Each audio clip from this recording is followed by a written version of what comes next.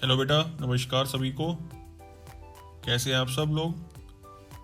पिछली क्लास में डिस्कस किया था magnetic effects of electric current. इस क्लास में हम डिस्कस करेंगे heating effects of electric current.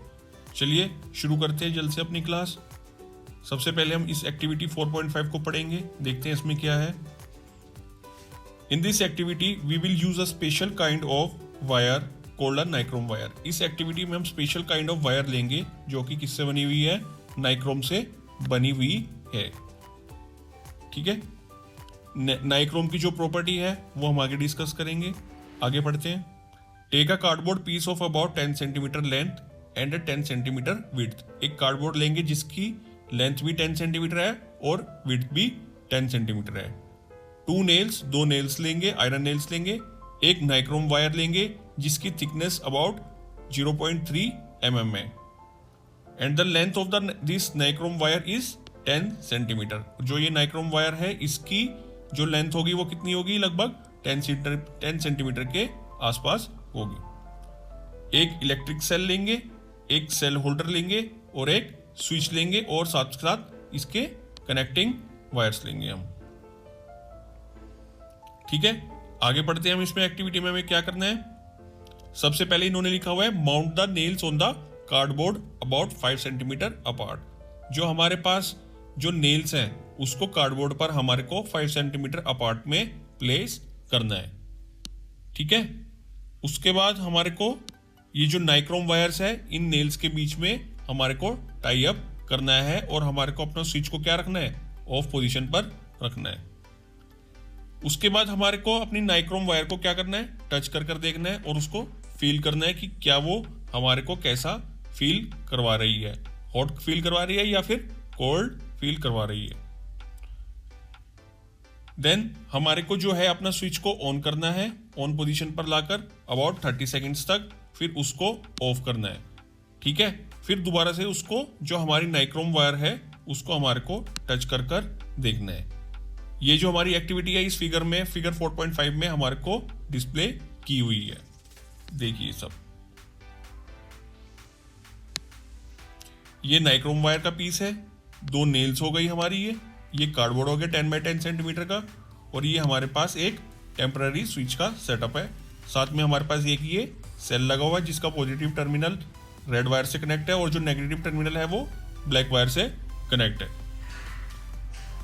उसके बाद you may have observed that the nichrome wire feels warm when the current is passed through it। जैसे ही हम करंट को इस नाइक्रोम वायर से पास करवाएंगे तो हम देखेंगे कि जो नाइक्रोम वायर है वो कैसी हो गई है, वो हॉट हो गई है। ऐसा क्यों है जानेंगे अब आगे हम। This happens because when the electric current flows through any conductor, it faces some resistance or opposition to its flow। जब भी हम इलेक्ट्रिक करंट को किसी भी कंडक्टर के थ्रू पास करवाते हैं तो उसको कुछ ना कुछ उसके रास्ते में रेजिस्टेंस मिलता है या फिर ऑपोजिशन मिलता है। Different conductors offer different levels of resistance to the flow of current. जितने भी कंडक्टर्स हैं डिफरेंट लेवल्स का रेजिस्टेंस प्रोवाइड करते हैं। आयरन का जो रेजिस्टेंस है वो अलग लेवल का होगा, गोल्ड का रेजिस्टेंस अलग लेवल का होगा और जो सिल्वर है उसका अलग होगा, कॉपर का अलग होगा। इसी हिसाब से जो है हमारी कंडक्टर्स की कंडक्टिविटी डिपेंड करती है। सबसे ज्यादा गुड कंडक्टर जो है हीटिंग का वो होता है हमारे पास सिल्वर। ठीक है, और जो ये नाइक्रोम है, नाइक्रोम वायर जो है एक गुड कंडक्टर नहीं है। ठीक है, क्यों नहीं है, क्योंकि ये जो है हमारे पास हाई रेजिस्टेंस ऑफर करता है as compared to copper wire of the same size and length. अब जो हमारे पास इलेक्ट्रिक एनर्जी आ रही थी, अब हमारे को पता है कि energy can not be created nor destroyed. ठीक है ना, तो एनर्जी क्या करती है, ना तो क्रिएट कर सकते हैं हम एनर्जी को, ना उसको डिस्ट्रॉय कर सकते हैं, वो सिर्फ अपनी फॉर्म को चेंज करती है। अब जो ये नाइक्रोम वायर था इसने जो रेजिस्टेंस ऑफर किया था इसकी वजह से क्या हुआ, इलेक्ट्रिक एनर्जी जो है वो हीट एनर्जी में कन्वर्ट हो गई। अब हम पढ़ते हैं हीटिंग इफेक्ट क्या होता है, इसकी डेफिनेशन पढ़ते हैं हम। When an electric current passes through a conductor, it gets heated. This warming is known as heating effect of electric current. जैसे ही हम करंट को किसी कंडक्टर के थ्रू पास करवाते हैं वो हीट होना शुरू हो जाता है। इसी हीटिंग या वार्मिंग को हम क्या बोलते हैं? Heating effect of electric current बोलते हैं। ठीक है बेटा, चलो अब आगे पढ़ते हैं हम। आज हम ये थिंक लाइक अ साइंटिस्ट भी पढ़ेंगे। इसके अंदर क्या दिया हुआ है हमारे को? This activity should be carried out strictly under the supervision of a teacher. जो अभी हमने ये एक्टिविटी करी है ये हमारे को खुद से करके नहीं देखनी है, हमारे सुपरविजन में कोई ना कोई टीचर होना जरूरी है, तभी हमारे को ये एक्टिविटी करनी है। ठीक है, इस एक्टिविटी 4.5 में अब हमारे को 2 सेल्स से करके देखना है। ठीक है, फॉर द सेम ड्यूरेशन, मतलब 30 सेकेंड्स तक हमारे को दोबारा से ये करके देखना है। अब पढ़ते हैं क्या होता है। The amount of heat generated is more in the experiment with 2 cells. अब हमने 1 सेल की जगह 2 सेल्स लगाए, तो मतलब जो हीट जनरेट हो रही है 30 सेकेंड्स में वो लार्जर हो रही है as compared to previous setup. क्यों हो रही है ये अब जानते हैं हम। This is due to the fact that the heat generated depends on the magnitude of the electric current. जो हीट जनरेट हो रही है वो डिपेंड करता है इलेक्ट्रिक करंट के मैग्नीट्यूड पर।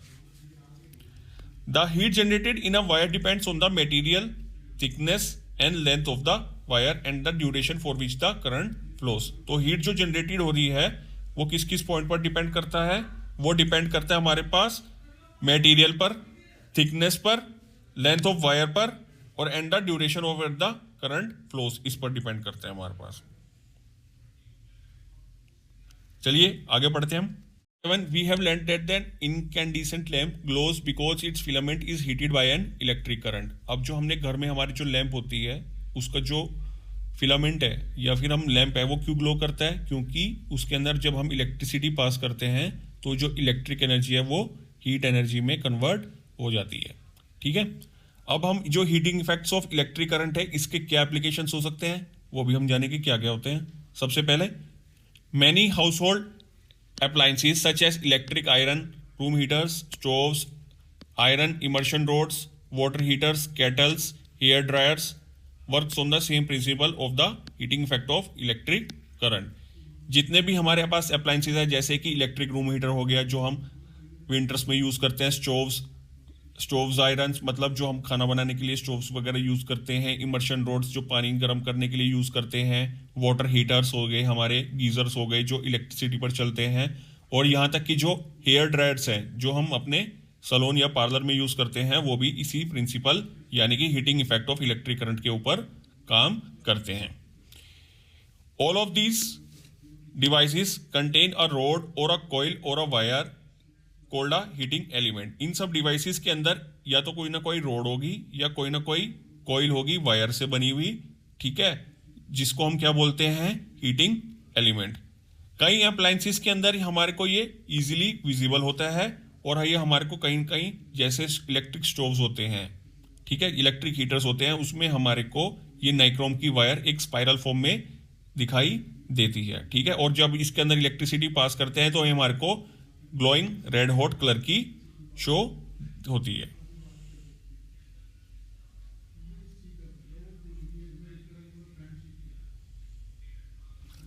भाई दरवाजा बंद के बात कर लो, इससे जो डिस्कस करना आएगी सारी आवेश में। ठीक है, नेक्स्ट इसके एग्जांपल्स हम देख सकते हैं। हमारे को डायग्राम्स वगैरह ये फिगर्स वगैरह दी हुई हैं, इनकी फोटोज हमारे को शो कर रखी है। सबसे पहला हमारे को देखो रूम हीटर का दिया हुआ है, ये रूम हीटर हो गया। ये हमारे पास इलेक्ट्रिक स्टोव हो गए जो हम अपने किचन में यूज करते हैं। ये इलेक्ट्रिक केटल हो गई, इसमें हमारे को शो नहीं होती, मतलब हमारे को नहीं दिखती है, ये हमारा हीटिंग एलिमेंट। हमारे को ये इलेक्ट्रिक आयरन में भी नहीं दिखता है। ये हमारे पास जो हम विंटर्स में अब यूज करेंगे इमर्जन रोड्स, ये भी नहीं, इसमें भी हमारे को अगर हम इसको बाहर बिना वाटर के देखेंगे तब हमारे को रेड हॉट दिखेगी जो कि बहुत ज़्यादा डेंजरस होता है। ऐसे नहीं करना है, इसको हमारे को अपने किसी बड़े की सुपरविजन में ही यूज करना है। ये हमारे पास एयर ड्रायर है, ये आपने सबने देखा ही होगा। ठीक है, चलो आगे पढ़ते हैं हम।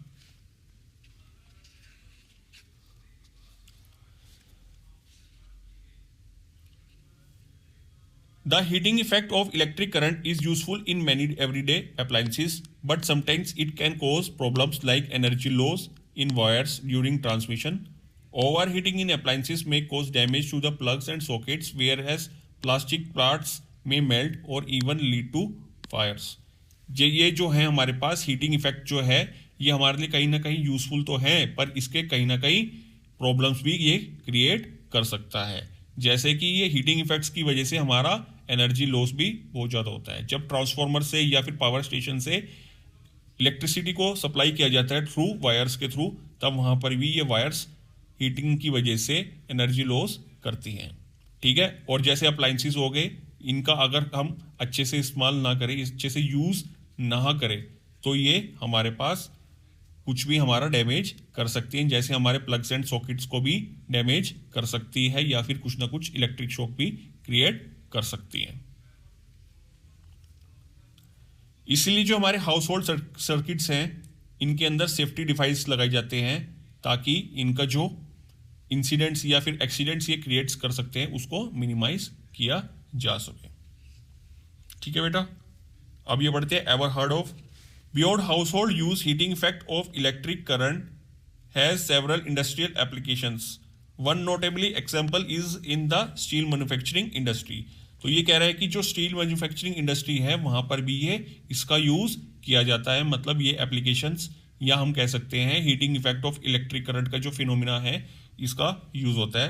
क्यों यूज होता है? क्योंकि ये वहां पर स्टेनलेस स्टील या फिर स्टील को मेल्ट करने के लिए यूज होता है। जब हम हीटिंग प्रोवाइड करेंगे तो जो फर्नेस होती है, वहां पर भट्टी होती है, तो उसके अंदर ये बहुत ज़्यादा हीट जनरेट करता है जिसमें हम अपना मेटल यानी कि आयरन या स्टील को मेल्ट कर सकते हैं। और जो हमारे पास स्क्रैप स्टील है या फिर जो जंकयार्ड से कुछ भी आयरन है उसको मेल्ट करके हम यूजफुल प्रोडक्ट में या शीट्स में कन्वर्ट कर सकते हैं। ठीक है बेटा, आप आगे चलते हैं।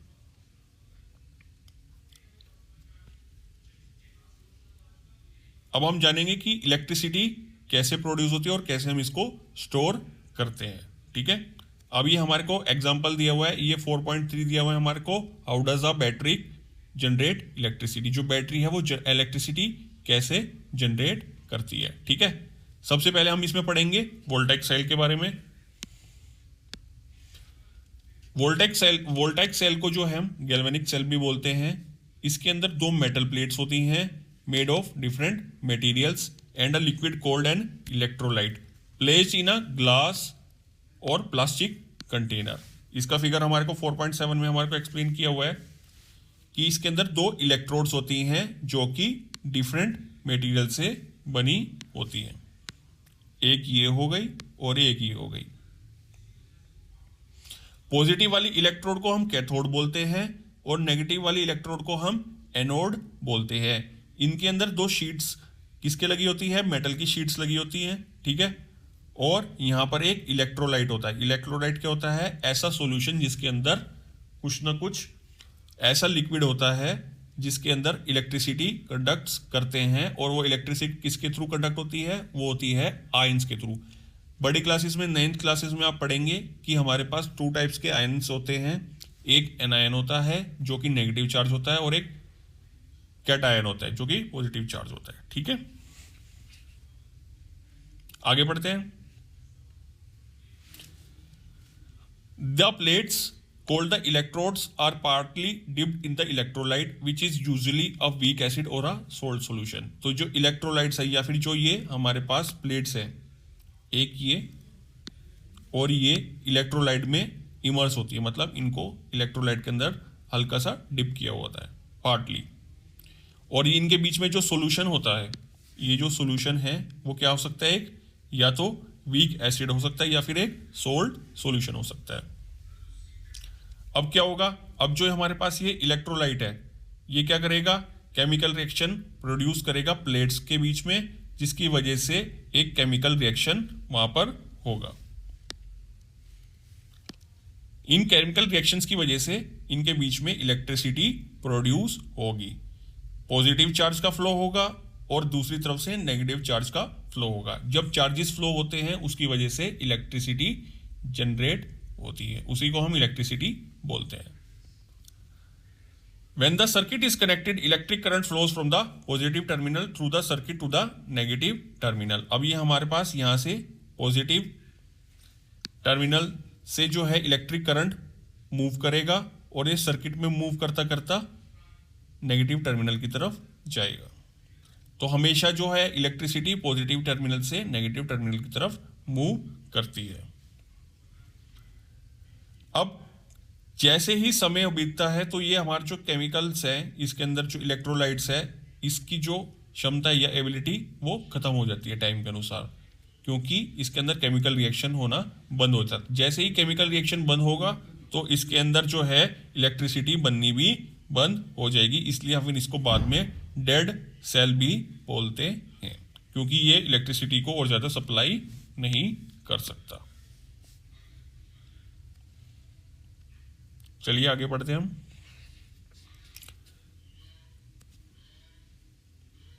जो इलेक्ट्रिक वोल्टाइक सेल है, इसकी डिस्कवरी करी थी 2 इटालियन साइंटिस्ट लेजेंड्रो वोल्टा और लुइगी गल्वानी ने 1700s में। ठीक है, ये स्टोरी है।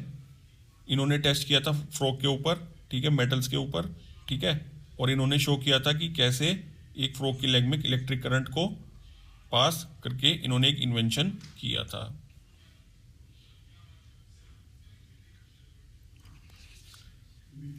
अब एक्टिविटी 4.6 पढ़ते हैं हम। इसमें देखने में आ रहा है हमारे को कुछ लेमन्स का यूज हुआ है। ये लेमन्स है, देखते हैं इस एक्टिविटी के अंदर क्या है। बहुत ही इंटरेस्टिंग एक्टिविटी लग रही है हमारे को ये। इसका फिगर भी दिया हुआ है हमारे को, फिगर 4.8। इस एक्टिविटी में देखते हैं क्या करते हैं। टेक 5 और 6 juicy lemons, copper wire strips 1 to 2 mm thick and iron nails. Also take 1 LED and some connecting wires. हमारे को क्या करना है, 5 से 6 juicy lemons लेने हैं, copper wires लेनी है जिनकी थिकनेस लगभग 1 to 2 mm है, और आयरन नेल्स लेनी है और एक LED लेनी है। हमने क्या करना है, अब अपनी जो आयरन नेल्स हैं इनको जैसे दिया हुआ है ऐसे लेमन्स के अंदर प्लेस करना है। ये दिया हुआ है, ऐसे हमारे को आयरन नेल्स प्लेस करनी है अपने 5 लेमन्स के अंदर।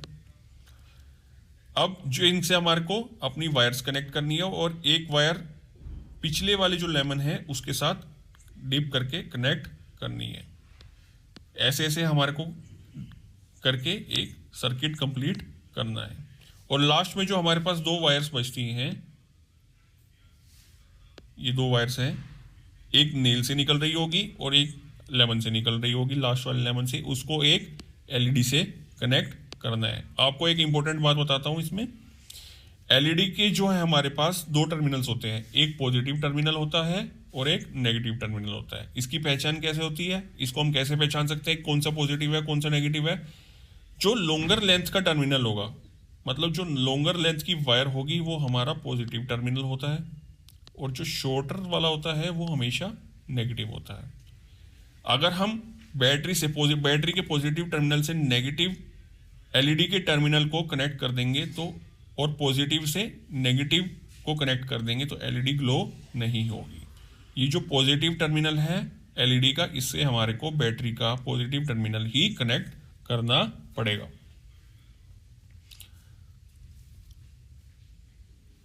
अब देखते हैं इस एक्टिविटी में क्या है। एक्टिविटी में हमने कनेक्शन कर दिया था ये। अब हमने देखा कि हमारा जो एलईडी जो है ये ग्रो हुई या नहीं हुई। अगर ग्रो हुई तो ठीक है, नहीं तो हमारे को अपनी एलईडी के टर्मिनल्स चेंज कर देने हैं। अगर हमारे को करना है तो हम क्या करेंगे, हम जो ये वाला टर्मिनल है इसको एलईडी को चेंज कर देंगे। अब हमारे पास नेगेटिव टर्मिनल यहाँ से कनेक्ट हो जाएगा और वो जो पॉजिटिव टर्मिनल है उसको हम इस वाली वायर से कनेक्ट कर देंगे। फिर हमारे को ये देखने को, मतलब हमारे को एलईडी ग्लो करती हुई दिखाई देगी। ये सब यहां पर आपको मेंशन है।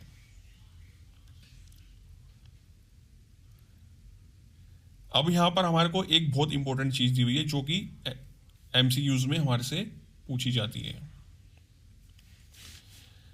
कहीं जो मेटल की जो प्लेट्स हैं या इलेक्ट्रोड्स हैं वो पॉजिटिव इलेक्ट्रोड्स बनती हैं और कुछ मेटल्स की नेगेटिव इलेक्ट्रोड बनती है। जैसे कई मेटल्स हो गए, कॉपर हो गया, ये पॉजिटिव इलेक्ट्रोड बनाते हैं यानी कि कैथोड बनाते हैं, और जो जिंक हो गया ये नेगेटिव इलेक्ट्रोड बनाते हैं यानी कि एनोड बनाते हैं। ठीक है, आगे बढ़ते हैं। अब आता है हमारे पास ड्राई सेल्स। क्या होता है ड्राई सेल्स? हमने अपनी कॉमन लाइफ में या फिर डेली की एवरीडे लाइफ में हमने देखे ही हैं। ये इनको हम वोल्टाइक सेल्स जो थे हमारे पास, ये बहुत ज़्यादा हैवी होते थे और इनके अंदर इलेक्ट्रोलाइट को कैरी करना एक टफ टास्क था। इसलिए साइंटिस्ट ने डिस्कवरी करके जो है लिक्विड जो इलेक्ट्रोलाइट था उसकी जगह पर इन्होंने थिक मॉइस्ट पेंट का यूज किया और इन्होंने ड्राई सेल बनाए। अब इनको कैरी करना इजी हो गया है।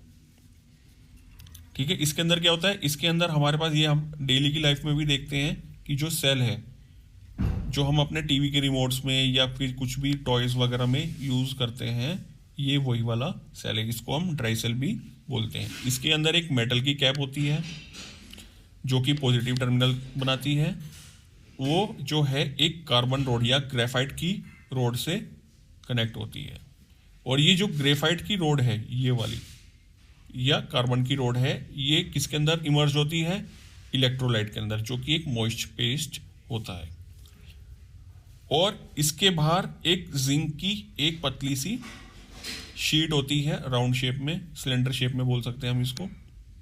ठीक है, जिंक कंटेनर होता है, इसके अंदर ये होती है। और ये जो जिंक है एज अ नेगेटिव इलेक्ट्रोड काम करता है यहाँ पर, और जो ये कार्बन की इलेक्ट्रोड है ये पॉजिटिव इलेक्ट्रोड काम करती है। अब इलेक्ट्रिसिटी, इसके अंदर केमिकल रिएक्शन होगा यहाँ पर, ये केमिकल रिएक्शन होगा यहाँ पे सेल के अंदर, और जब केमिकल रिएक्शन होगा तो चार्जेस डेवलप होंगे, पॉजिटिव चार्ज और नेगेटिव चार्ज।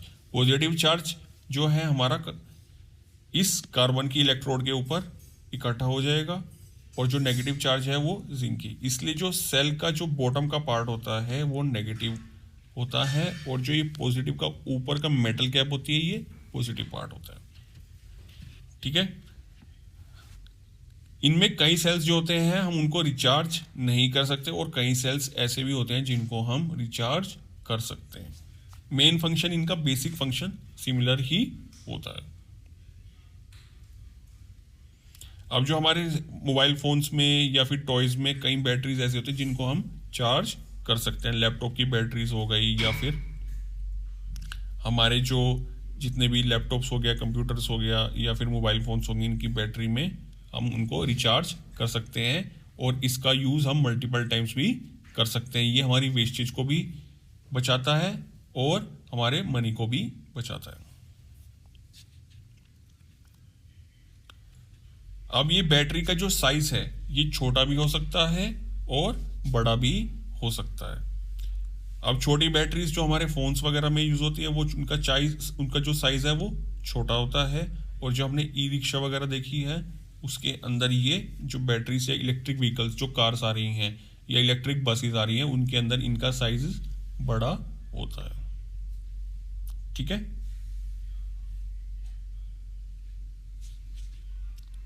और इनकी भी कुछ लाइफ होती है। कई बैटरीज लगभग 3 to 4 ईयर्स तक चलती हैं। कई जैसे हमारे इन्वर्टर्स हैं उनकी बैटरीज भी, उनकी जो लाइफ स्पैन है लगभग 5 ईयर्स के आसपास है। उसके बाद इनका जो इलेक्ट्रोड्स हैं उनकी क्वालिटी डिटीरियोरेट हो जाती है, जिसकी वजह से उस बैटरी को हम बोलते हैं इसकी बैटरी की लाइफ ख़त्म हो चुकी है। मोबाइल फ़ोन्स की भी बैटरीज की कुछ लाइफ होती है 4 से 5 साल या 6 साल। अगर हम ज़्यादा यूज़ करते हैं, गेमिंग्स करते हैं, तो इन बैटरीज के ऊपर इसका इफेक्ट आता है और उनकी लाइफ भी ख़त्म हो जाती है। अब हम पढ़ेंगे एक बहुत इंपॉर्टेंट टॉपिक जो होती है ली-ओन बैटरीज, ली आयन बैटरीज बोलते हैं, जैसे लिथियम आयन बैटरीज इनको बोलते हैं हम। आज के टाइम पे today the lithium ion battery is the most common type of rechargeable battery found in almost all devices that use batteries. मतलब जो लिथियम आयन बैटरी है इनका बहुत ज़्यादा आज के टाइम पे यूज़ हो चुका है। ये हमारे मोबाइल्स में, लैपटॉप्स में, पैड्स में, टैबलेट्स में इनका यूज़ होता है।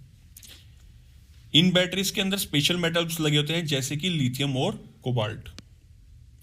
ये बहुत ज़्यादा जो मटेरियल है हमारे, इनका प्रोसेस करना और माइन करना बहुत ही ज़्यादा टफ है, और इनकी जो स्टॉक्स हैं या फिर इनकी जो माइंस है वो भी बहुत ज़्यादा कम है इनकी, इसलिए इनकी सप्लाई भी बहुत ज़्यादा कम है। इसी वजह से इनके रेट भी या कॉस्ट भी हमारे पास ज़्यादा पड़ती है।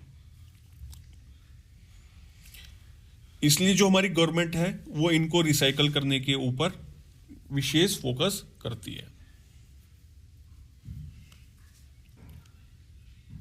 अब हमारे पास जो आगे जो हमारे पास टेक्नोलॉजी आ रही है वो आ रही है सॉलिड स्टेट बैटरीज की, जिनके अंदर हम लिक्विड या फिर पेस्ट लाइक इलेक्ट्रोलाइट्स को सॉलिड मटेरियल्स में चेंज या रिप्लेस कर रहे हैं। और ये जो बैटरीज हैं ये सेफ होंगी और ये फास्ट चार्जिंग होंगी और इनका जो लाइफ है वो बहुत ज़्यादा लॉन्ग होगा। बैटरीज जो है रिचार्जेबल बैटरीज हैं बहुत ज़्यादा इंपॉर्टेंट है वर्ल्ड के लिए, क्योंकि एक डेवलपिंग एनवायरनमेंट में जहाँ पर हमारे को बहुत सारी प्रॉब्लम्स है जैसे ग्लोबल वार्मिंग हो गया, क्लाइमेट चेंज हो गया, वहाँ पर हमारे को अपनी एनर्जी सेव करनी पड़ती है और हमारे को जो अपने एनवायरनमेंट है उसको डिग्रेड होने से बचाना पड़ता है। उसके लिए ये बहुत इंपॉर्टेंट स्टेप है। ये चैप्टर हमारा आज फिनिश हुआ। आप मुझे कमेंट सेक्शन में बताइएगा आपको कैसा लगा ये, ठीक है। चलिए शुरू करते हैं हम अपने क्वेश्चन आंसर्स को। सबसे पहला question, the solution use in the voltaic cell is called an, इसका आंसर है इलेक्ट्रोलाइट। इसका आंसर क्या होगा? Electrolyte.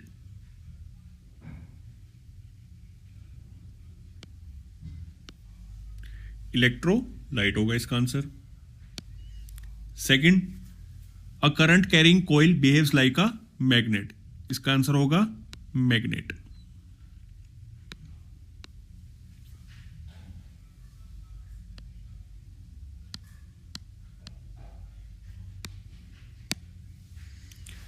Dry cells are less portable compare to voltaic cell, true और फॉल्स? इसका आंसर है फॉल्स, क्योंकि ड्राई सेल्स मोर पोर्टेबल है compare to voltaic cell. Next question, a coil becomes N electromagnet only when electric current flows through it, true और false? बताइए सब। तो इसका आंसर होगा ट्रू, क्योंकि जब हम किसी भी कॉइल के अंदर करंट पास करेंगे तो वो इलेक्ट्रोमैग्नेट की तरह बिहेव करता है। Third question, an electromagnet using a single cell attracts more iron paper clips than the same electromagnet with a battery of 2 cell. इसका आंसर क्या होगा? ट्रू या फॉल्स? इसका आंसर होगा फॉल्स। फॉल्स किस लिए? क्योंकि अगर हम सेल्स का नंबर बढ़ा देंगे तो उसके अंदर करंट का प्रोडक्शन भी ज़्यादा हो जाएगा, और करंट का प्रोडक्शन ज़्यादा होगा तो वो हीटिंग इफेक्ट या मैग्नेटिक इफेक्ट ज़्यादा शो करेगा और उसकी स्ट्रेंथ ज़्यादा हो गई। चलिए आगे चलते हैं हम।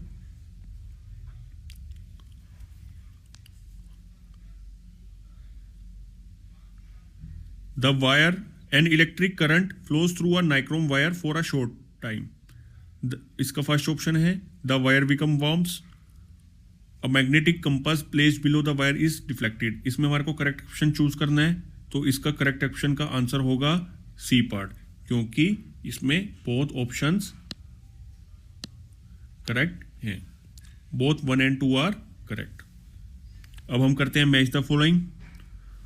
वोल्टेइक सेल किसके साथ किस प्रिंसिपल पे बेस करता है?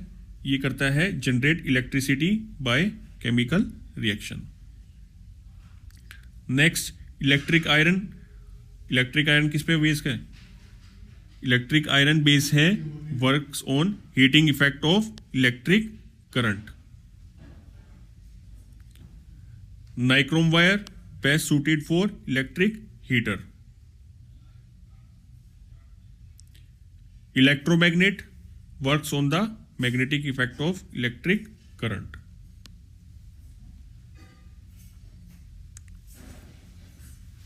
आगे चलते हैं। ये हमारे पास एक मल्टीपल चॉइस क्वेश्चन दिया हुआ है।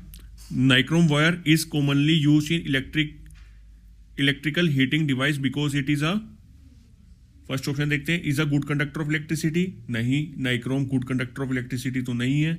Second option, generate more heat for a given current, ये ऑप्शन ठीक लग रहा है। थर्ड ऑप्शन भी चेक करते हैं एक बार, इज चीपर देन कॉपर, ऐसा भी नहीं हो सकता क्योंकि ये कॉपर से चीपर नहीं है, कॉस्टलियर है। Fourth option, is an insulator of electricity, insulator भी नहीं है इलेक्ट्रिसिटी का, ये एक कंडक्टर है पर इसके अंदर इलेक्ट्रिसिटी का जो रेजिस्टेंस है वो थोड़ा ज़्यादा है। तो इसका ऑप्शन का, इस क्वेश्चन का सही ऑप्शन होगा हमारे पास सेकंड।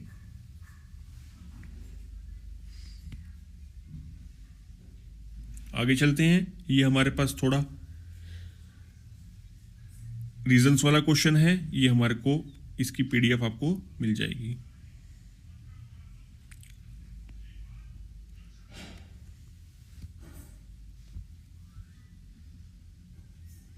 एट क्वेश्चन पढ़ते हैं। Suppose Sumana forgets to move the switch off her lifting electromagnet model to off position in an introduction story. After some time, the iron nail no longer picks up the iron paper clips, but the wire wrapped around the iron nail is still warm. Why did the lifting electromagnet stop lifting the clips? Give possible reasons. तो ये क्या कह रहा है कि अगर जो सुमाना है वो फॉरगेट हो जाती है अपना स्विच को ऑफ पोजीशन में लाने में, और वो देखती है after some time the iron nail no longer picks up the iron paper clips, तो वो देखती है कि जो उसने आयरन नेल है वो पेपर क्लिप्स को, आयरन पेपर क्लिप्स को नहीं उठा पा रहा है। तो ऐसा क्यों हो सकता है, क्या रीजन हो सकता है इसका? इसका रीजन ये हो सकता है कि जैसे ही उसने अपनी बैटरी का यूज किया हुआ था, अब कुछ बैटरी की भी अपनी एक लाइफ होती है, और जैसे ही वो अपने करंट का फ्लो उसके अंदर से होना शुरू हो जाता है तो उसका जो करंट है टाइम टू टाइम वीक पड़ना शुरू हो जाता है, क्योंकि उसके अंदर से चार्ज खत्म होना शुरू हो जाता है। इसी वजह से वो एक स्ट्रोंगर मैग्नेट नहीं बन पाएगा, और नहीं बन पाएगा तो वो क्लिप्स को होल्ड नहीं कर पाएगा, इसी वजह से वो जो है क्लिप्स को लिफ्ट नहीं कर पाएगी। ठीक है बेटा, नेक्स्ट क्वेश्चन पे चढ़ते हैं, 8 क्वेश्चन पर।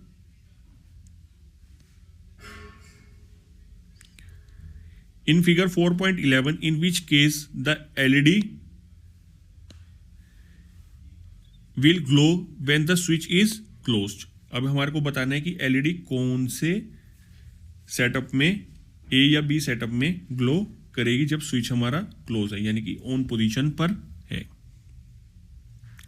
फर्स्ट में हमारे को क्या दिया हुआ है, इलेक्ट्रोलाइट, लेमन जूस दिया हुआ है, ये भी सेम है, इलेक्ट्रोड्स दोनों सेटअप में सेम है, आयरन नेल और कॉपर स्ट्रिप, आयरन नेल और कॉपर स्ट्रिप। यहां पर बस इलेक्ट्रोलाइट का डिफरेंस है, एक जगह पर लेमन जूस है और दूसरी जगह पर प्योर वाटर है। प्योर वाटर एक ऐसा सॉल्यूशन जिसके अंदर कोई भी चार्ज नहीं होता, ये एक न्यूट्रल चार्ज का सॉल्यूशन होता है, जबकि लेमन जूस एक इलेक्ट्रोलाइट का काम करेगा, क्योंकि ये वीक एसिड की तरह बिहेव करेगा और ये हमारा इलेक्ट्रोलाइट बनेगा। तो हमारे पास सेटअप ए में जो है एलईडी ग्लो करेगी, सेटअप बी में एलईडी ग्लो नहीं करेगी।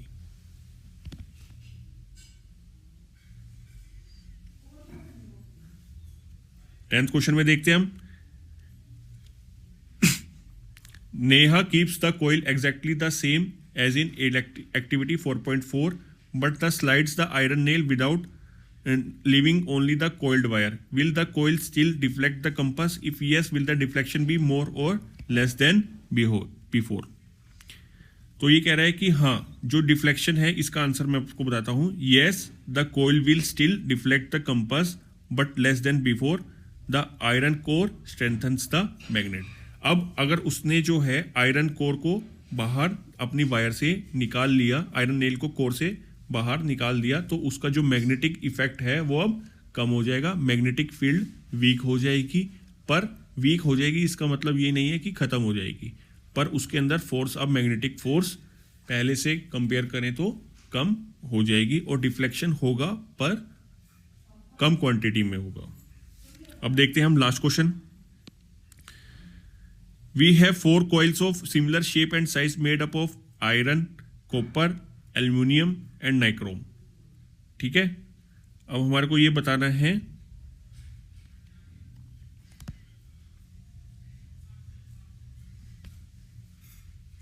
When the current is pass through the coils compass needle place near the coil will show deflection. अब डिफ्लेक्शन हमारे को कहाँ कहाँ पर शो होगा, सबसे पहले हम जांचते हैं दोबारा से कि हमारे पास कौन कौन से मटेरियल दिए हुए हैं। एक हमारे को दिया हुआ है आयरन, एक दिया हुआ है कॉपर, एल्युमिनियम और नाइक्रोम। अब ये जो हमारे चारों हैं आयरन, कॉपर, एल्युमिनियम और नाइक्रोम, ये एक कंडक्टर्स हैं, ठीक है। तो इन सब के अंदर इलेक्ट्रिसिटी की वजह से मैग्नेटिक इफेक्ट आएगा, पर उसकी जो हमारे पास मैग्नेटिक स्ट्रेंथ होगी या मैग्नेटिक फील्ड की जो स्ट्रेंथ होगी या मैग्नेटिक फोर्स की जो स्ट्रेंथ होगी वो कम या ज़्यादा हो सकती है, पर नहीं, ना तो किसी के में भी नहीं होगी, क्योंकि ये सब कंडक्टर्स हैं और ये मैग्नेटिक कंपास की नीडल में डिफ्लेक्शन शो करेंगे। तो इसका आंसर होगा all 4 will show the needle deflection, ठीक है, क्योंकि ये सब क्या दिखाएंगे, magnetic effect of electric current show करेंगे। तो ये चैप्टर हमारा पूरा होता है आज। किसी का कोई डाउट हो तो कमेंट सेक्शन में पूछ सकता है, ठीक है। आपको कैसा लगा ये हमारा टॉपिक, हमारा एक्सप्लेनेशन, आप जरूर अपना जो है कमेंट सेक्शन में इसका फीडबैक जरूर दें आप, और इस चैनल को सब्सक्राइब करें, लाइक करें वीडियोस को, और ज़्यादा से ज़्यादा अपने फ्रेंड्स के साथ शेयर करें। सब्सक्राइब करने से, लाइक करने से हमारे को मोटिवेशन मिलेगा और हम आगे ऐसे ही और वीडियोस आपके लिए लेके आते रहेंगे। Thank you all, thank you, bye.